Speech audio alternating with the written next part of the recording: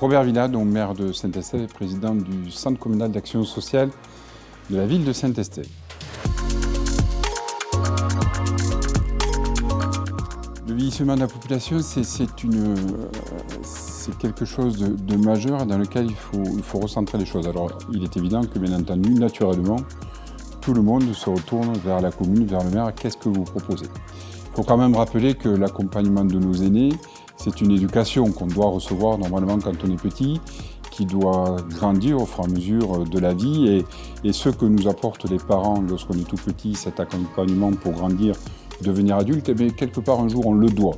Dans ce pays, on parle beaucoup de droits, mais on a des devoirs et ça fait partie des devoirs aussi qu'on a, les familles et les enfants surtout, de s'occuper de nos enfants. Ça, c'est la première des choses peut-être à rappeler et à poser.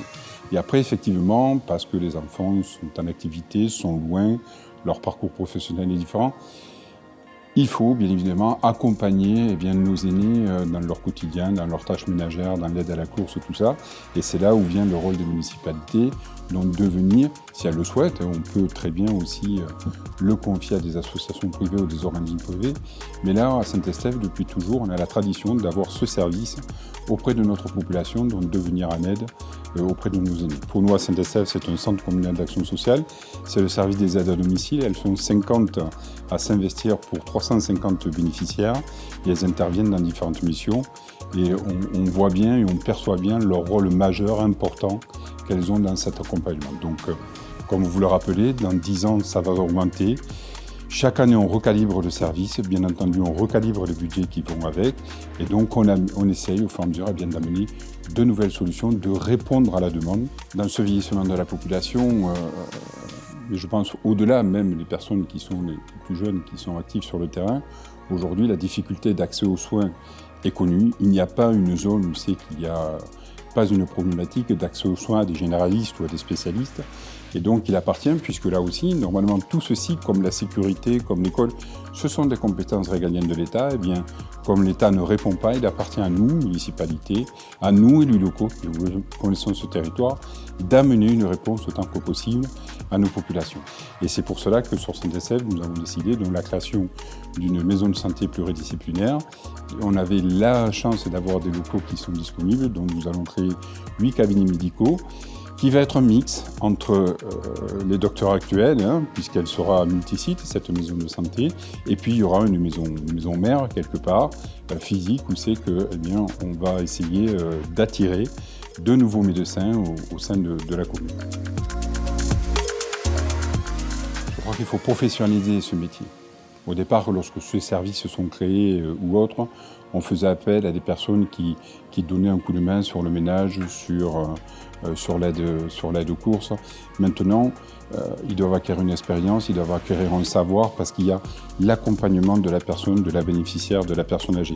Les personnes âgées, des fois, et même souvent, elles sont isolées, elles ont envie de parler, il faut privilégier des temps d'échange. Bien entendu qu'il y a des tâches du quotidien que physiquement, si notre bénéficiaire ne peut pas le faire, il appartient à l'aide au domicile de le faire, mais il faut le professionnaliser. Il faut utiliser également tous les moyens de communication de manière à ce que ces personnes ne restent pas isolées. Ce sont des métiers qui étaient mal payés.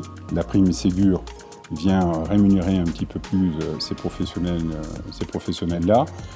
C'est les collectivités aussi, il semble dire, qui ont été appelées à renflouer également et à faire les compléments lorsque l'État ou le département ne le fait pas. Si on prend une ville comme Saint-Estève avec un service important, 50 aides à domicile, 350 bénéficiaires, ça se fait dans un périmètre contraint de 5-6 km. Donc le problème de la mobilité est peut-être moindre que dans des zones beaucoup plus rurales où je vois nos aides à domicile, elles sont en capacité de venir en aide pendant la matinée sur 4 heures à 4 bénéficiaires. Je vois que dans les zones rurales, la problématique est différente. Des fois, elles doivent se déplacer demi-heure en voiture, etc. Donc, ça nécessite des moyens supplémentaires et autres. Et chaque CCAS ou chaque association gère différemment. Nous, sur la commune, elles ont leurs propres moyens de locomotion. On va aider cette mobilité.